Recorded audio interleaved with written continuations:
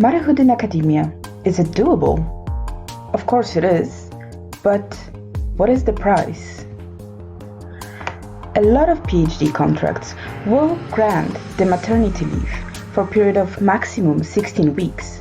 However, the medical health insurance will only cover the mother and no extension will be made to cover the absence during that leave. The fellows are also urged not to take the family members because their scholarship does not cover the family, and there will be no allowance for any dependent. Does this sound fair to you, or more like anti-family policy? Even UN is now fighting for paid parental leave, that it's about creating a freedom to define roles. Shouldn't that be also incorporated in academia? In practice, either you have to fully financially rely on your family, or wait till you're much older to have a child, or simply choose career versus your child.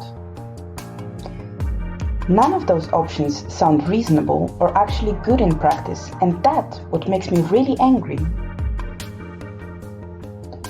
The average lab structure consists of interns and undergrad students, postgraduate students and PhD candidates, then there are postdocs, and on top is the PI.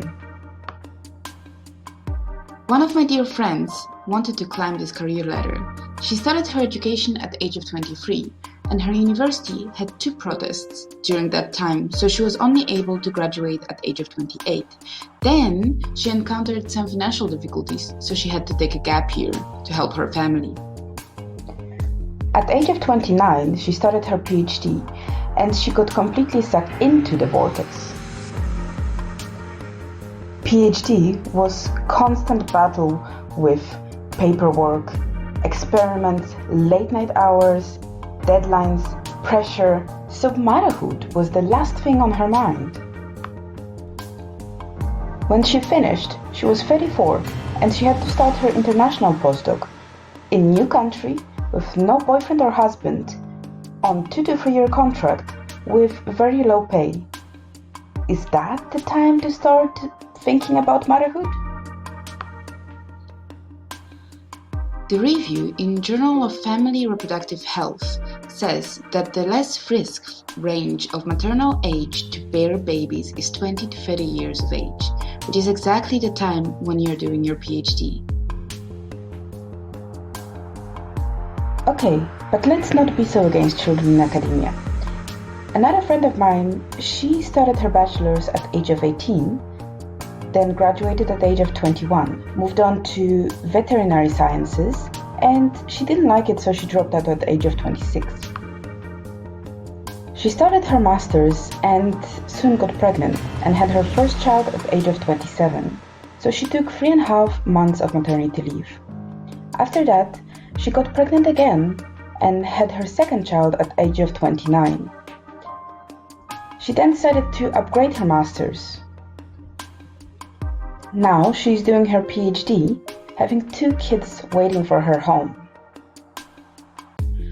I asked my friend to share her pros and cons of being mother in academia.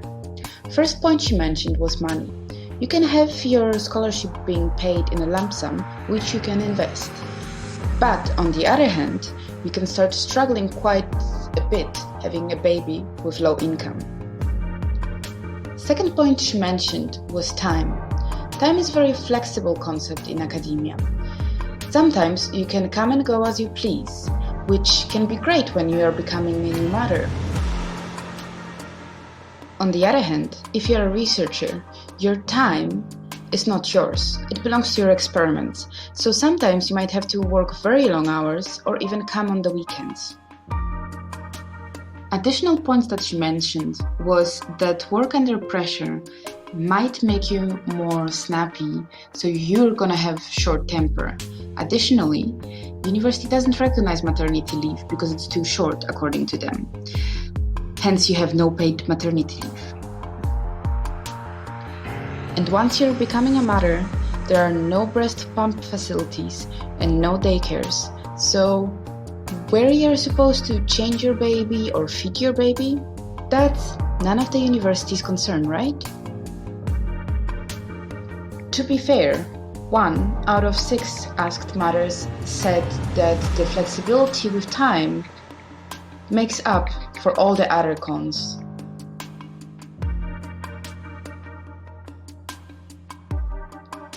I still think we should look more closely on the contracts we are signing and what the universities have to offer to enable motherhood in the age that we are supposed to become mothers.